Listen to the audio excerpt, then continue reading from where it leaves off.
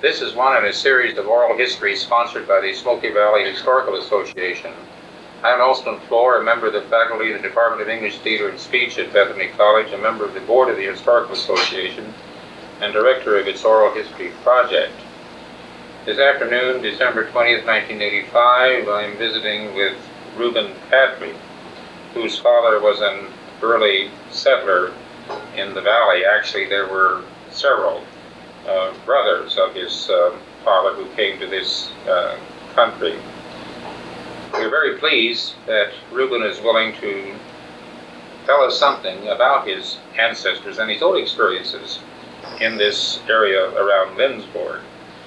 Reuben, I'd first like to ask you if you know anything at all about your grandparents in Sweden. I know you've been back, where they might have lived. And oh, I know where they lived, yeah. Where did they live? They lived in well, you see, in Sweden there was small provinces, you know. Yes. And every little home or that had an acreage, you know, probably 4 or 6 acres, had a name on it. There was a nameplate on the box. On the estate or on that particular one. Mm-hmm. My dad's place was Stenbrohult. Stenbrohult. Not Stenbrohult, but Sutteboda. Sutteboda. Sutteboda, yeah. Can you spell that? Yeah, I think I could. It's S-U-T-T. Sutteboda. E-R-B-O-D-O. Sutteboda. That was the name of that little. Well, they had 6, 8, 10 acres in there, you know. But he was known as Jönsson. Over there, yeah. Over the relatives, the brothers' kids living, and then they go by Jönsson. Well, they ain't married. They go by that name. Yeah. Is that spelled J-O-N-S-O-N? J-O-N-N-S-S-O-N. Jönsson. J-O-N-N? Yeah. S-O-N. Okay. And that's the area that you have. We're going to talk later about your trips back to Sweden, yeah. But that's the area where you go to visit? Well, I put in a little time. I've been back here. Okay. But both of your grandparents then died in Sweden? Yes, on Dad's side. On Dad's side, on your father's side, okay. Then their children. Is this the picture of their children? No, that's my. That's your family. Particular family. That's my. All right, we want then the family of your father. Can you give us the names of the children in that family? Well, I can give you. The one that stayed in Sweden. There was one that stayed in Sweden. You said that was you one. They said John. Yeah. He stayed in Sweden. He stayed in Sweden. And I think there was a daughter by the name of Nanny. Nanny. And she stayed there too? Yeah. And then there was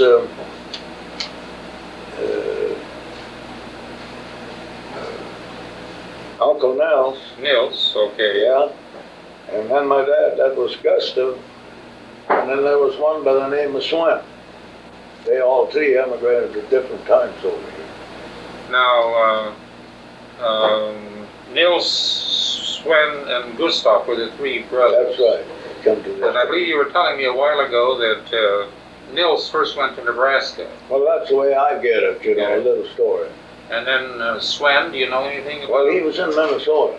And they had, my dad had connection with him through the mail a little. And he was married and he had 2 daughters. But you sort of lost track of that. And then the mother died. These girls were pretty small. And he wrote and said that he had left these girls with some friends. Oh. Divided them out. And he was going to go south, but he never said where. Oh. They never did hear. Never did hear? Never heard another word from him. Okay. Now, so there were Johann, Nils, Sven, Gustav was my your dad. father. That's right. Any other brothers? No, that was all. Now Nils was the grandfather of which Patricks that are? Yeah, Harold. It was Harold and Howard's.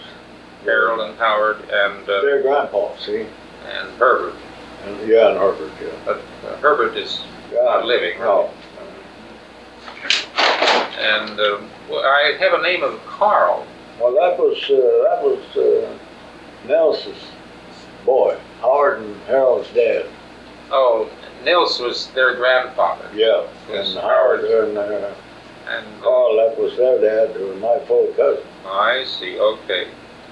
And then there was one daughter in the family that you say his name was Nanny. I think so. Okay, then let us go to your father, Lindsborg. Before we, the name is Patrick now. Who was responsible first for changing it to Patrick? Uncle Nels. Uncle Nels. When he got back in here, he had trouble. They said they didn't know him. But someone told me it was a little romance in it. He met somebody, I think, in Nebraska. Oh. But then he had trouble. You see, there was so many Johnsons and Johansson and Johannesson and Jonsons, you know, that there was mail problems. So he had taken that name. I don't know the full story, but they said there was a little romance in it. Well, I see. You don't know any details about it. No. And he had settled here, and Dad had come then 10 years later, you know, and the only brothers, so he just took that name. So, did he realize he was choosing an Irish name? Or? No, I don't think so. There's a lot of kids by the first name in Sweden by the name of Patrick. What do you remember, about what year did your father immigrate then? In 79. 1879, and directly to this area? Yeah, he come to Salina, and then they went up there with, I don't remember if it was Talbots or Waterstrom's, had oxen, and they went up there to get it. There was no railroads here, you know. Talbots, I think. Talbots. Yeah. Well, or Wetterstrom? And Wetterstrom, old Elmer Wetterstrom's parents, you know. Oh, were they settlers? They were good friends of my dad from Sweden. So he had those when he come here, so he knew. Oh, he knew the Wetterstroms when he came here. Yeah. See, that's interesting. And Hjalmar was their son. Yeah. That Wetterstrom. Yeah. What Wetterstrom? Do you remember his first name? Hjalmar? Hjalmar Wetterstrom was the one that taught us college. Yeah. His father's name. Yeah, I don't remember that. Don't remember I just, his name. you know, from my, these Wetterstroms, they lived here, you know, and in town at that time, or if they was out here in the country. Mm-hmm. One of my youngest brother, Leonard, the twins, one of the twins, he had pneumonia, you know, and he was 2 years old. And they tried to take it out with a needle drain his lung here. I was just a little guy, I was along in town. They could hear him all over town, and old Beckman was going to suck that out of his lungs, that fluid. Well, it didn't help, so that following week, they got a doctor from Kansas City, and they operated on Wetterstrom's kitchen table. This was on who? Leonard.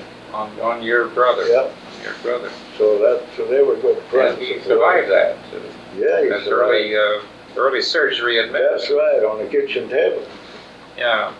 Well, when your father first came here, what did he first do? Did he hire out? Or? Yeah, he worked. I think he went down and he worked at Hutchinson for a year and a half or two.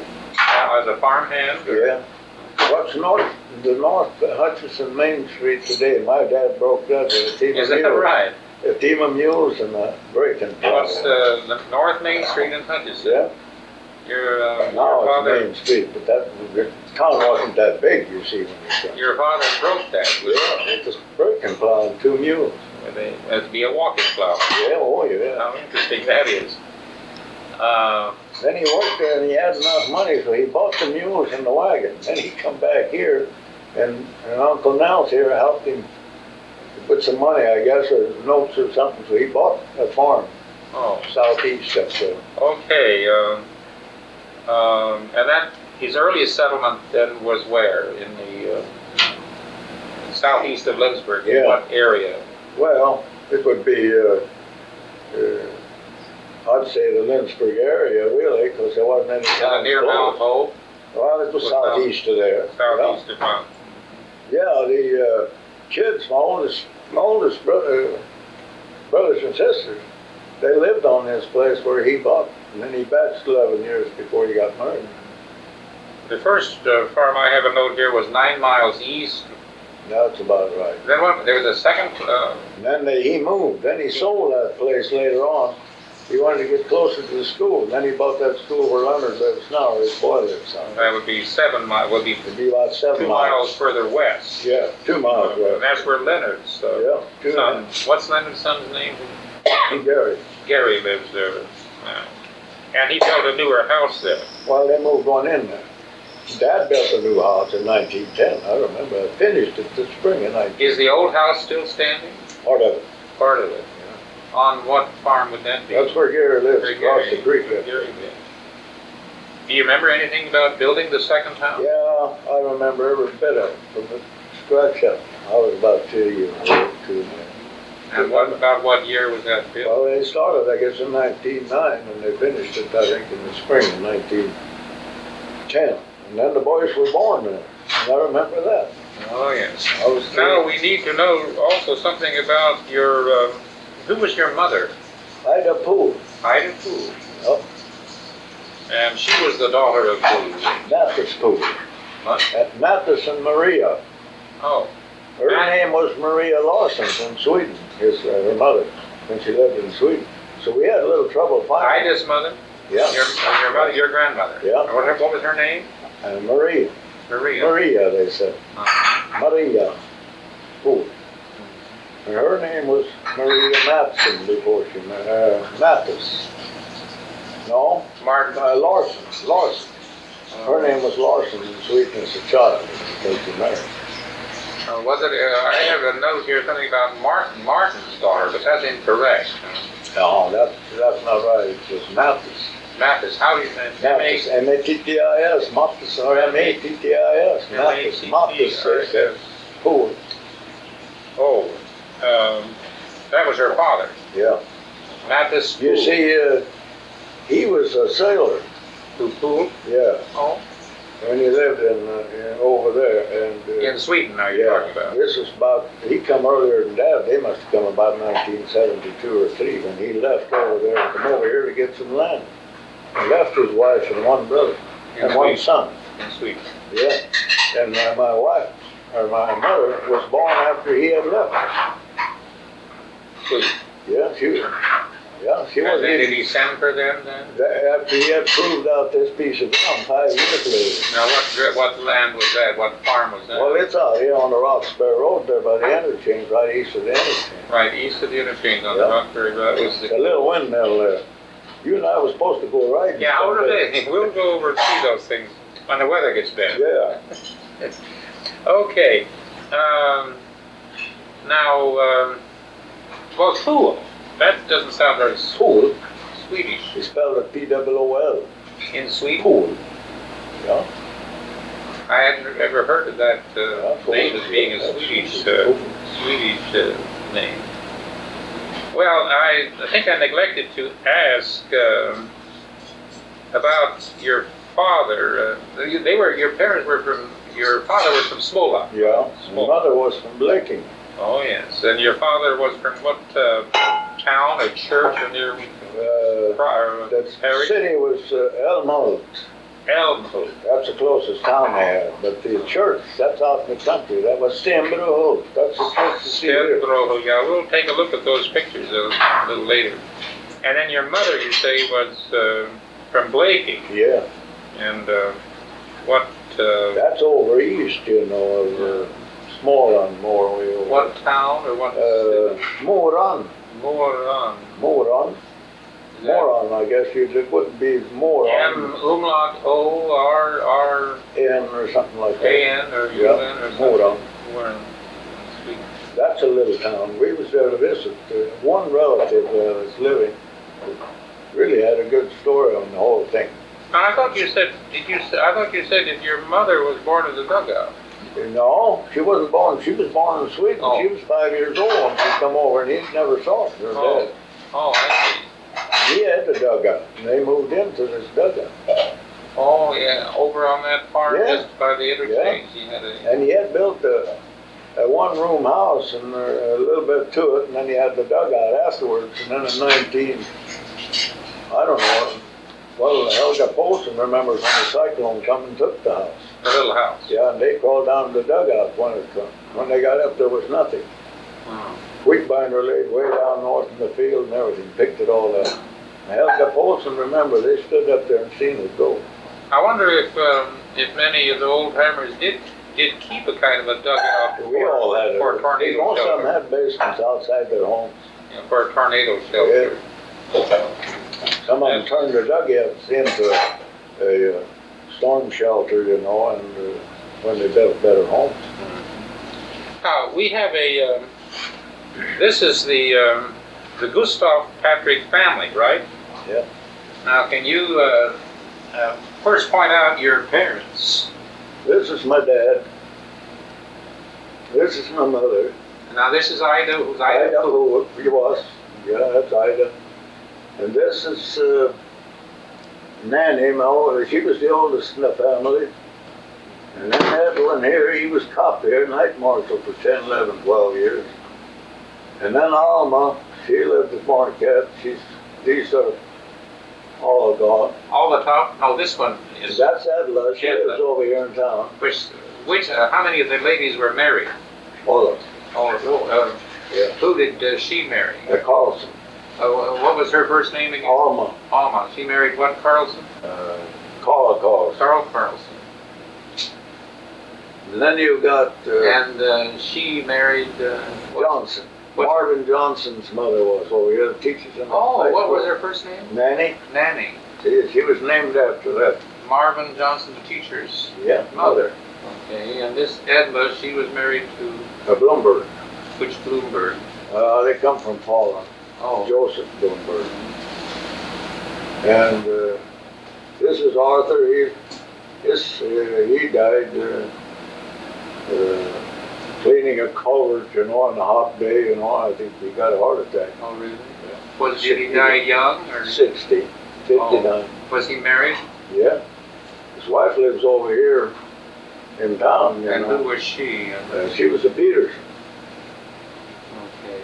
And this is Oscar. He lives over at Marquette. Oscar Patrick. Yeah. He's got a bunch of boys and 3 girls. And this is me. Reuben. Yeah. And this is Leonard. And this is Clarence. They're twins. Leonard and Clarence. That was the end of the deal. It said no Sitting more. on either side of the parents. That's right. Well, that's an awfully nice picture of the family. Yeah. Okay. Now, I want to ask something about remembering your growing up. What about school? The school that all these children went to. Every one of them went to Mount Hope. Everyone went to Mount Hope. That's right. The older ones, they went from way up there. They had over 3 miles to school. So Dad, he finally sold one place and bought this other one and built that big one. Oh, that was first place. They had too far to go. Yeah. So then the second place they had a shorter distance. That's right. Did they walk to school? And they needed more home. He built a new house up there. It was just a square box when he took it over, and then he built a 2-story house. But then the family grew, and then he moved down here on this place across the creek. We'll have to go see that someday. Yeah, right.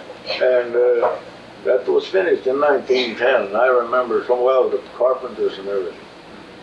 What was school like? What do you remember about school? Do you remember any of your teachers? Oh yeah, my first teacher was a writing. Writing. She comes from the Fallen area. She had a lot of trouble to manage the kids, but we got by. And then we had Hattie Erickson, Ines Esping. Ines Esping was one of your teachers? She was 2 years, that was her. That was. Then we had a Nordberg from Colorado. And then we had an Opal Rue out of McPherson. That was my best teacher I had. Well, she was. Opal Rue, her name was. How would you spell Rue? R-U-E. R-U-E? Yep. And I think she's still living in Salina. Is that right? Yeah. But you didn't go as long, as many months as they go now. We went 7 months, but we had to go 9 years. 9 years? 9 years. Because we only had 7 months school. Yeah, well, they changed. I went the last 2 years, 8 months, but I had to finish out that way.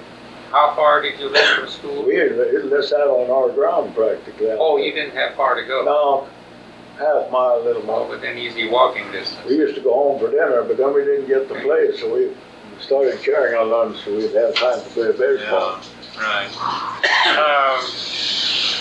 All right. What do you remember about church? Well, you see, we never come to town for church.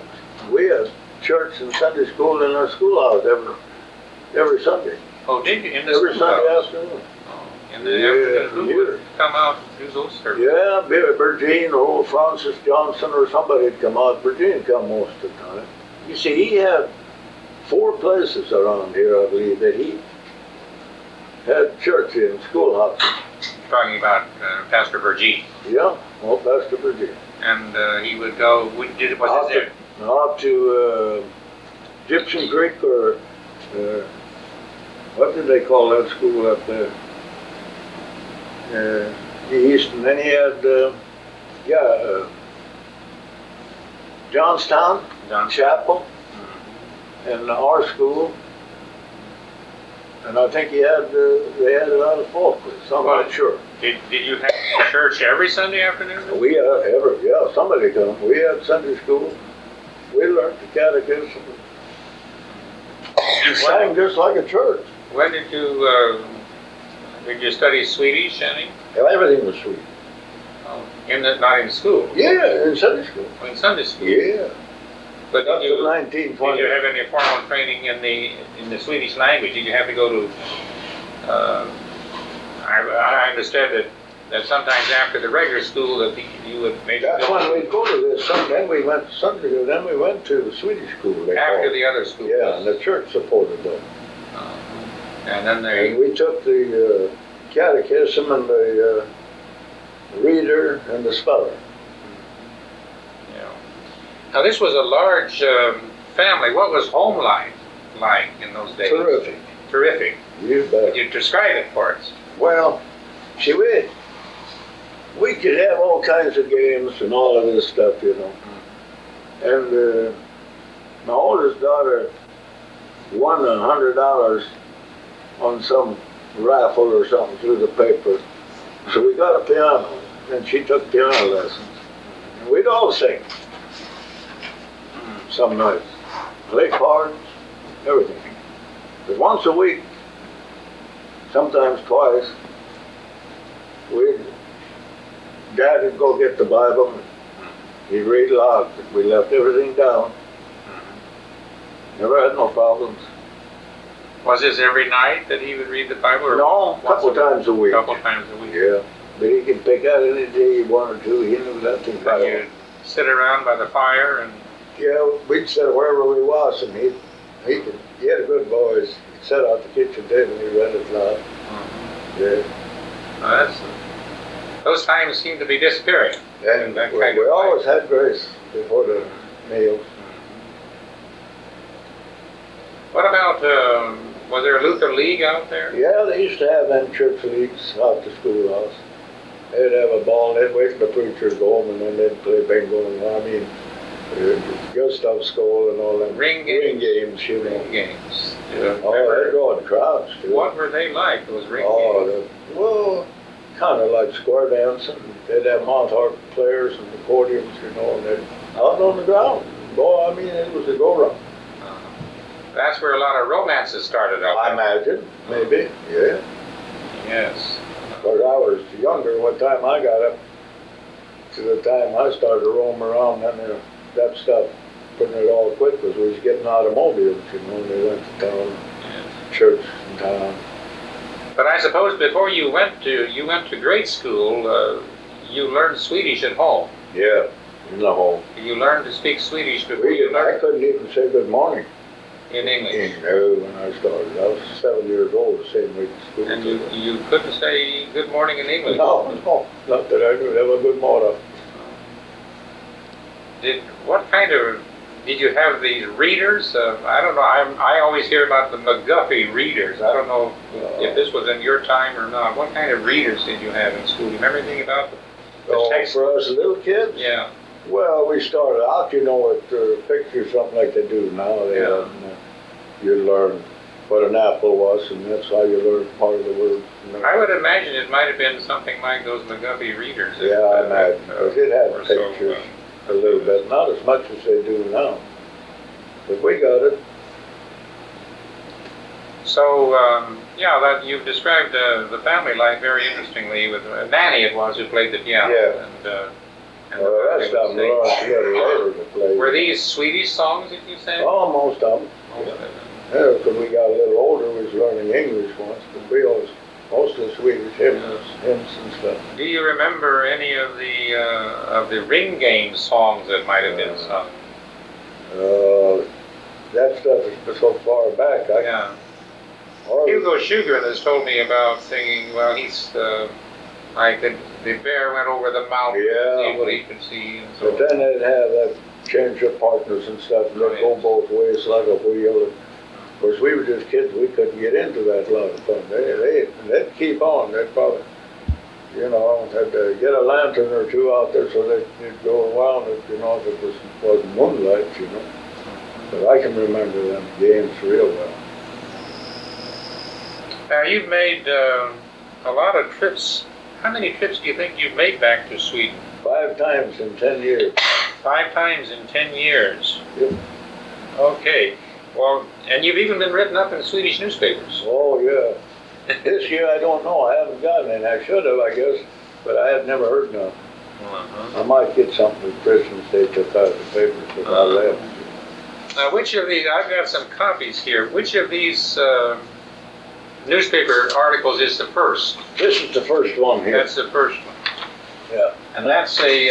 75. See that? 75. That was confirmed in 75. That's where they got this, and I was back there in 75. Oh, see. Would you read that in Swedish first? Efter fadern emigrante till Amerika, Sverige. Well, in 100 år efter fadern emigration, they got an English. Kom sonen tillbaka till Stenberg. 100 years after father's immigration, the son comes to Stenberg. Stenberg, that's the name of that church, and it's just as beautiful as a new document over there. I was up there how many years old would that church be? Quite an old church. Yes, it is. I don't remember the year on it. And so, who is in this picture here? I don't know. This shows up very well. This is one of my relatives, and this is her husband, Reuben Peterson. He's been here once. And this is Hjalmar Jonsson. He's a brother of hers. Relatives. Yeah, they're brother and sister. Yeah. And that's and who is this man? That's her husband, Reuben Peterson. Oh, and then you are, of course, here. I think it'd be, can you read this kind of little in Swedish and then translate some of it? Yeah, I don't know what you want to hear part of it. Well, just start out. Here's about my dad's down here. Yeah, why don't you read what it says about your father? Det gick bra för Gustav Jonsson i Amerikas första stater. Now, what does that mean? How does that translate? Förenta stater. It went real good for him in the States, see. Efter det. Att först han arbetade som dräng köpte han tillsammans med brodern en farm. He first started as a hired man, and then along with his brother he bought a farm. That's what you've been telling me, yes. Yeah. And now what else?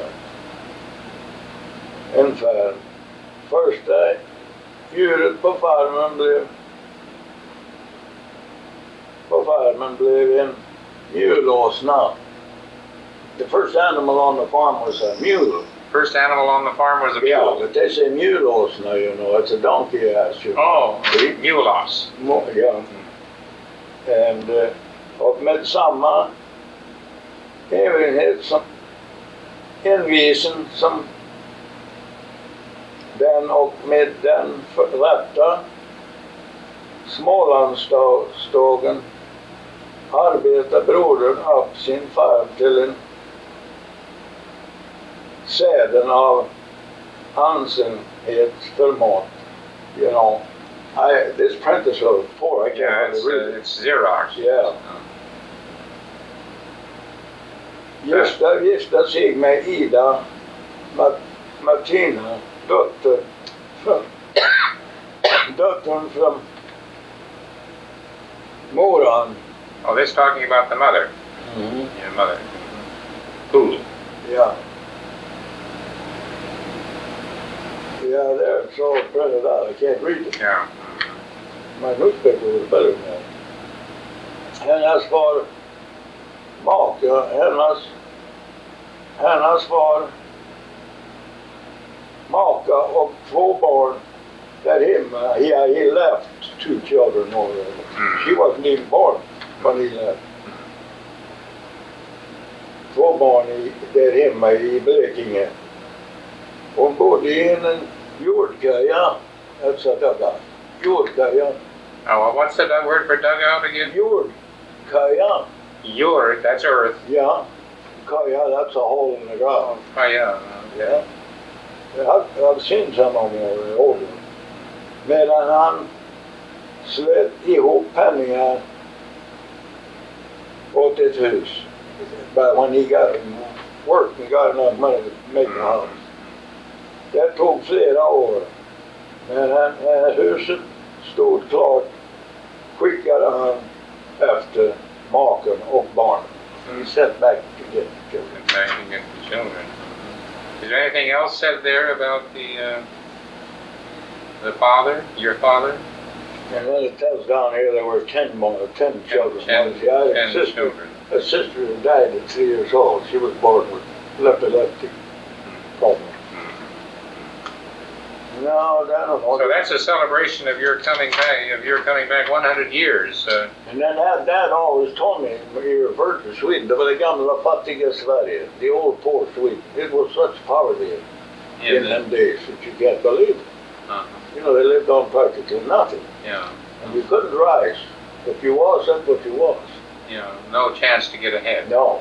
So that's one of the appeals of going to America then. That's why they left. Half the population left Sweden and to this country. Also, was there required military service? That too. But he missed that because he went over to Denmark to earn enough money. He couldn't earn it in Sweden to get a passport to come to America.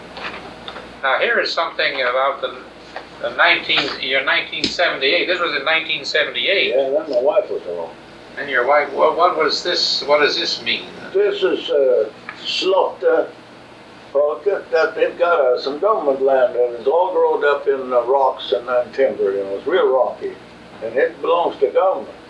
But they keep it just like it is. But they go cut the grass. Every year they have a big fest, you know. Government celebration. And well, the people do it, you know, as a whole. Come with their size and stuff, and the ladies rake it. And you participated in that once? 4 times. 4 times. I was too late this year. I've been in it 4 times over there. Oh, 4 of the 5 trips. Yeah. So this is a picture of you with the sai that you... Yeah. They didn't call... What do they call the sai in Swedish? In Lia. What? In Lia. In Lia. Lia. Oh. I see. So this is a picture of you with a sai. Yeah, that's basically what that article is about. Yeah. And here this is this is in that was in 78, wasn't it? This is 1982, the same thing, huh? Yeah. Yes, it goes on every year, you know, but every year we've been over there. And we're marching in here. That's me walking there, and that's my wife back behind there. This is your Esther, right? Yeah. Yes. Okay. So this is basically the same thing as... Yeah, probably is, yeah. But that old newspaper editor, he was always out there. He's hungry for pictures. Yeah. Now, when you go to Sweden, and besides these things, you visit with relatives and friends. Got a lot of friends. Over at Gothenburg, see? Over around Gothenburg and Torshälla. They've been here, and I've taken them around, you know.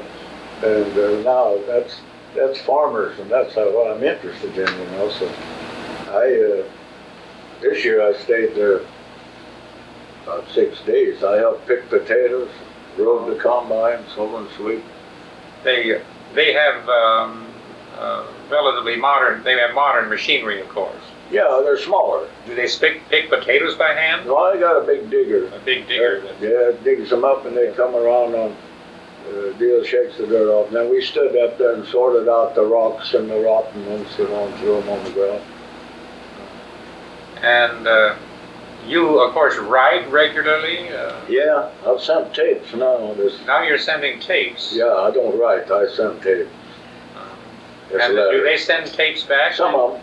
Some of them will send tapes back. At least one a year, sometimes I'll send two. If there's anything. So how do you go about making a tape to send to Sweden? It's so easy. In talking Swede, it's so easy for me. Yeah. I can just start rattling off and just keep it going. In Swedish? Yeah. And you tell about what you've been doing? Yeah, and what it was like here, you know, when I got home now, you know, it was, well, from the time we left over there till we got home in the fight. And then I operated here, and the season got late. And oh, you can go out, and then took home the cattle. I talk about livestock and how we got our fall crop in. And things going on around there. And about the Healing Fest, they already knew over there that I was in the parade with my old tractor. I called one lady on the telephone. Yeah, they had, here you are. They already knew that you were in the parade. Yeah. And how did they know that? Well, I think Mrs. Hawk's folks are out in California, and I think they were here. Oh.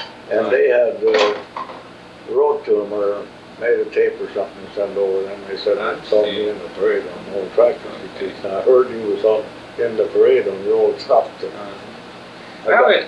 Okay. Now we need to know something about your own personal life. You always were a farmer, weren't you? That's right. I worked a little on pipelines, and I've done stuff like that.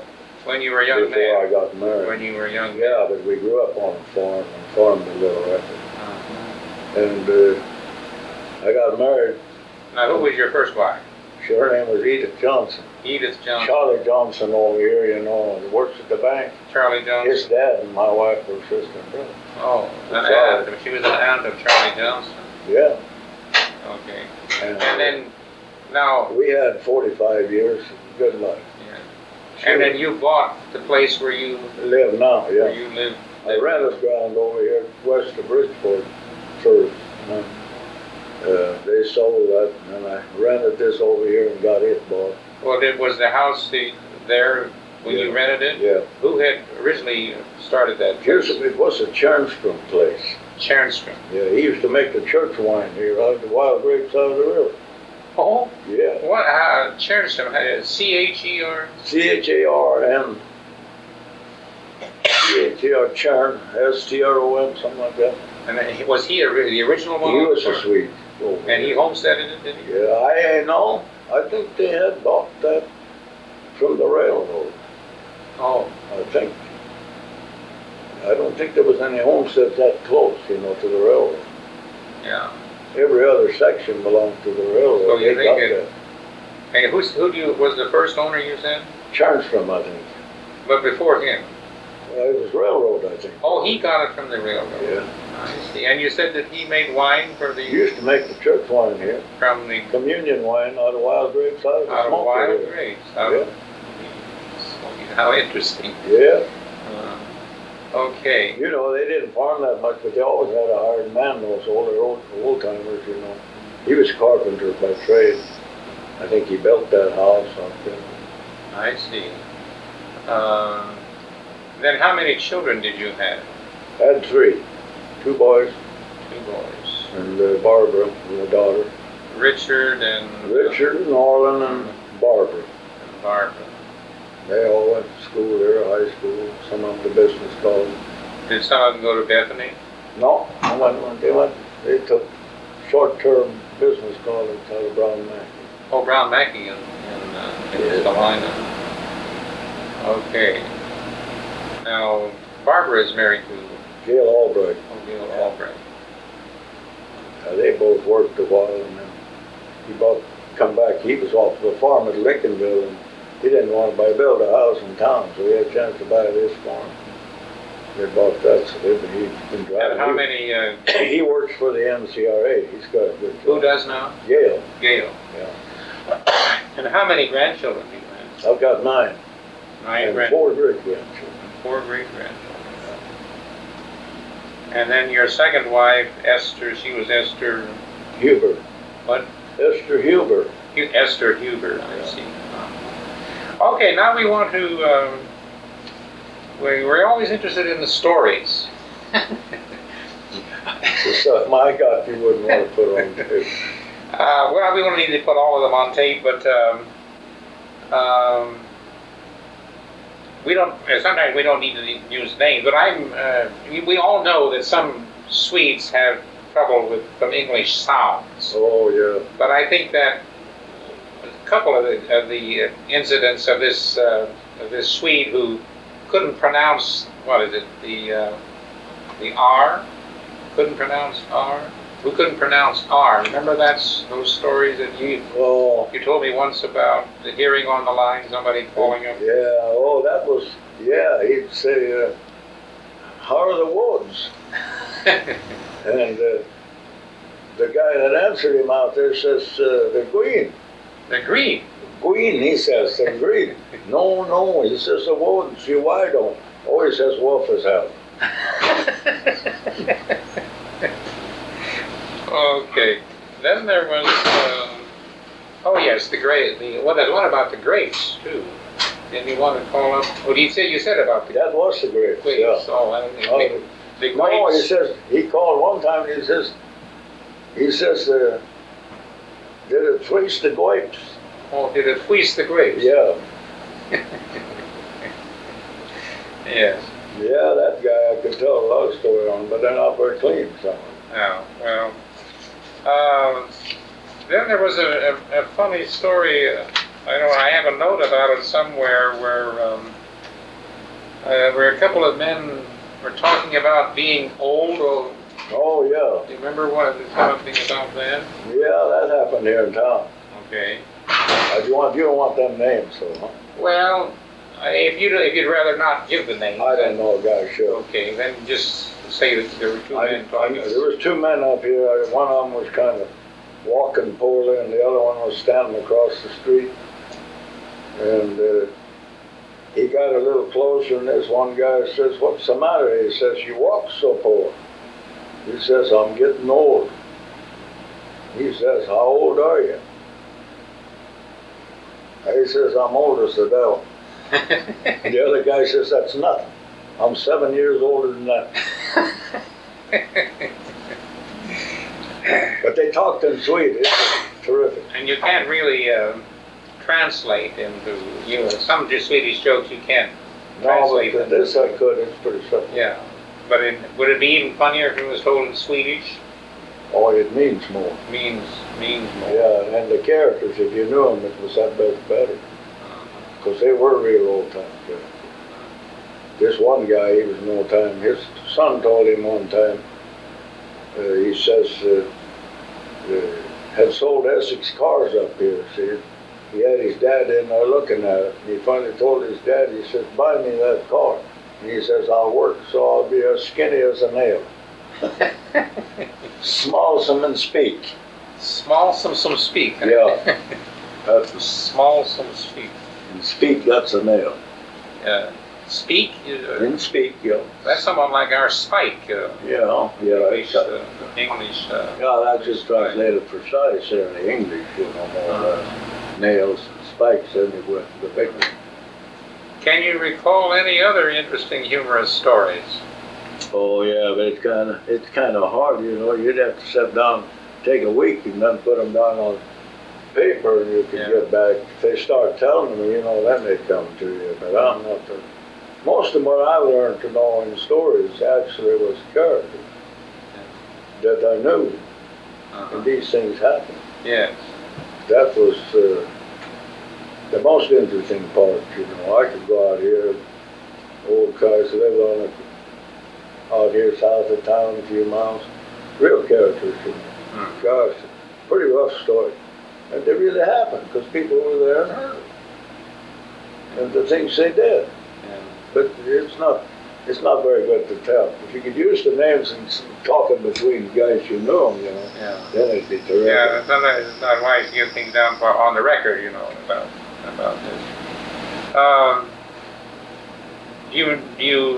I think you were telling me once about some Indian village. What do you know about that? Well, there used to be Indians that come in out here east of town in the winter, you know, next to the river. See, that was nicer, you know. So they had out here on Leroy Johnson's place, just across from where I live, north of me there, in that little horseshoe bend in there, and they settled in there in the wintertime and hunted and lived. Set up teepees and stuff. So there was quite a few arrows and stuff they found, pots and stuff that had been made. This was a roving tribe that would come Well, they had a village out here by Hiram Larson's, you know, was a big place. Blacksmith shops where they made all the arrows and shipped them and all that. a village, huh? Yeah, you should talk to Hiram. He's got a lot of stuff he's found out there. Hiram Johnson. Hiram Larson. Hiram Larson. Yeah. Now, about what years would that like the one that's over east that you're Oh, talking that about? must have been 60, 65 in that area. Before, maybe earlier than that, because we didn't know until people come over. But there was a few strays coming through.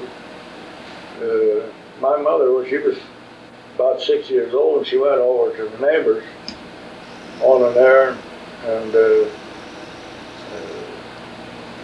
man of the house, he had went to town, but he had two boys, about 10, 11 years old.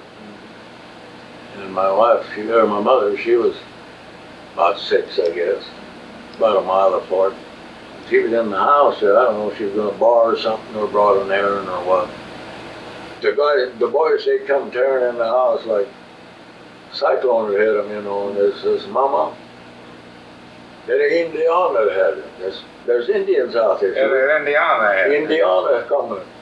They were scared to death. Says, ska vi ta bussarna och skjuta dem? Should we take the gun and shoot them? But they were friendly. They wanted tobacco. They could talk enough in tobacco. Yeah. Now, who was this? Story was told to you. What my mother told. Oh, your mother told. Oh yeah, that was real. And in her family, they were. She was over to her neighbors. Oh. Her dad had a tobacco habit, and he ran out of tobacco. Things were so tough he couldn't buy forts, you know, tobacco. You get a big plug for a nickel. So, hey, he was so mean they couldn't live with him. You know, he'd been out a couple of days. So Grandma told my mother to go to town. She walked to town. She had a few pennies put away, you know. Get him a plug of tobacco. She walked to town to get him to town and bought a nickel plug of tobacco. By the next day, everything was rosy.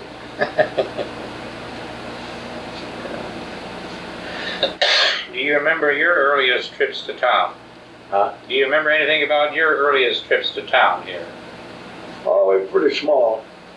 When we'd get to town once or twice a year, that was it. Really? That's right. Well, of course, out by Mount Hope was we were just little kids, you know. Yeah. The older ones were home, stayed home with us, and the folks, they'd go off one day a week. They'd go to town, buy supplies. You know, we was a big family, you know. Yeah. They just didn't go in their supplies was pretty big. Of course, they bought it in bulk, you know. Yes. 1,000 pounds of flour and 500 pounds of sugar, you know. 1,000 pounds of flour? Yeah. And 500 pounds of sugar? Well, I don't know if he bought 1,000 at one time, but he'd go in with a lumber wagon and trade off wheat. Come home with it full of big sacks, and we carried them up, had one spare room. We could bake all winter. Pay them they can, and they bought everything 100 pounds. Yeah. Bought dried fruit and 25-pound lugs, you know. Everything was in bulk. Did you raise meat? So Oh yeah, we had our own meat. Eggs, butter. do you remember how your mother took care of the meat? Oh, they cut it up and put it in, a lot of them in salt brine, and then it'd set in that brine for so many weeks, and then they hung it in the smokehouse, and they smoked the hams and the dried beef too, you know, off of the hams and the beef. So we had dried beef and ham, you know, sure, the old way.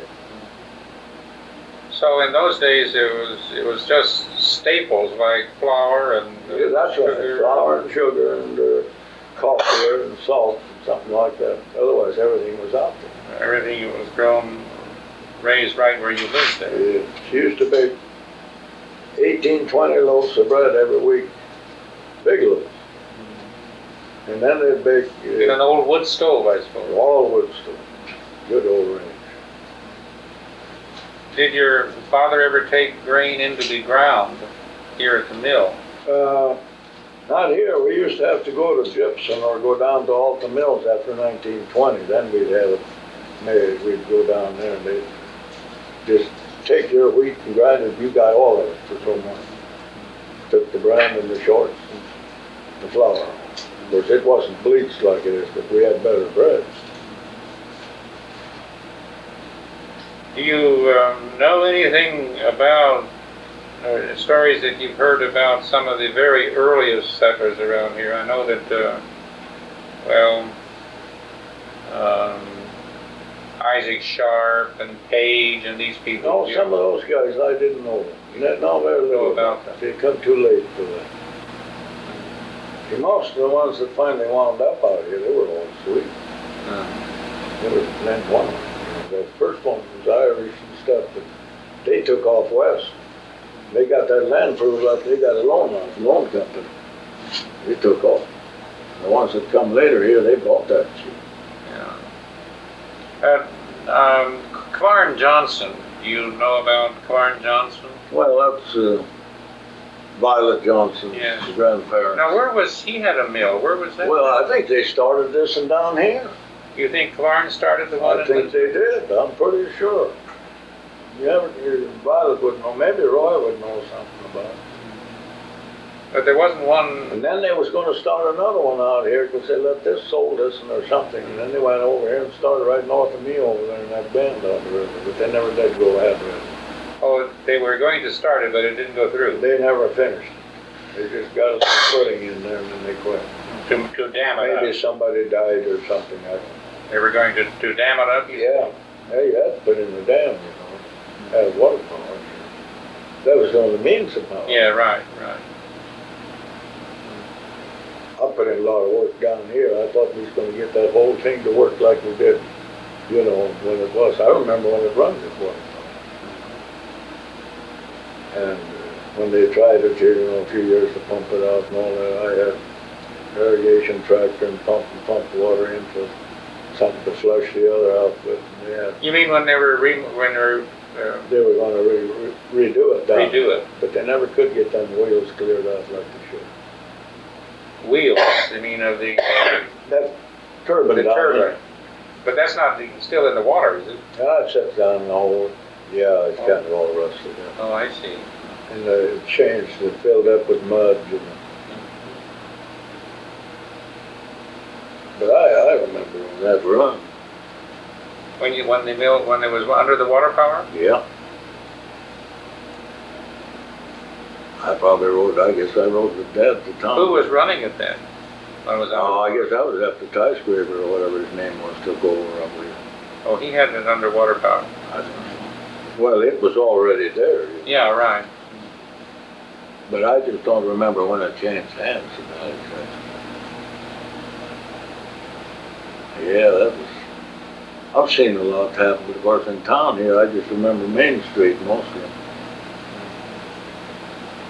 Did anybody ever tell you and talk about they had a jail here, down here south of the church someplace? No one has ever mentioned the jail to me. I can't understand it. My dad and folks talked about 1890 or something like that. I don't know. When was that church built? It must have been there then. They had a jail someplace. And there was a guy here in town, I'm going to say his name, but he was singing in the morning. For your little time, he was out in the jailhouse. So it must have not been, it must have been down in here someplace. They couldn't have heard it from up here, surely. He was singing what again? Anything you could think of. And they heard him at Ulaughter? They could hear him when they went into Ulaughter. Singing from the They jail? certainly meant because he'd been drunk, you know. But you don't know, you haven't heard where that jail existed? No, I often wondered if there was another jail, if they had one down in here close at the time. I don't know. I don't know what it looked like. No one has ever 100 years mentioned, ago, nobody knows what it looked like. mentioned a jail to me. Well, the folks talked about that. That guy lived out in here. He got looped up, I guess, and finally landed up in jail. So they could hear him singing. But I never did find out. Schneik knows everything, but he probably don't know that. Well, Reuben, is there anything else that you can tell me about that you think might make me laugh or give? No, I don't know. No, I wouldn't think of it. No, I'll be like Schneik. Tomorrow I'll think of something. Tomorrow you'll think of it. Well, maybe we can write some of these stories down sometime. Well, I enjoyed it anyway. Well, we thank you very much for sharing all of this with us. It's been very, very interesting for me to visit with you this afternoon. Thank you very much. That's what I like about going back over to Sweden. You Talk kind about of relive it. relive the past. Yeah, a little bit what the guy was told. Yes, that's a good idea. You know, and I was back now, they've redone Dad's home place. So old people live in it. It's a dream house. Yeah.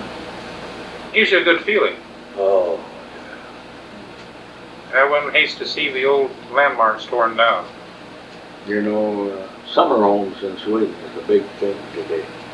Everybody's go out in the timber and have a little plot, you know, they'll have a home. They'll live out there 2 months, you know. Otherwise they're in the city and then they go out and live on. You see, the month of July, everything is on vacation. They shut down everything in Sweden 1 month. Oh. Just enough people to be around to watch it, I guess. That's about it. Very little operate. Of course, grocery stores and all that. Yeah. You know, a lot of people get their vacation and then they own a home. There's water out there, you know, a lake or something. Got a boat. And some of these old places have been done. Bought up and redone. Redone for Out that of this purpose. world, you know. Yeah. You get some of that. I think something of the same thing is happening in this country too. The day is coming when people are going to immigrate. Go back out to farm. There won't be Yeah. no way to live in town. Yeah, right. They got to get a piece of ground and try to make a living. Sure. Part of it, see. Okay, thank you.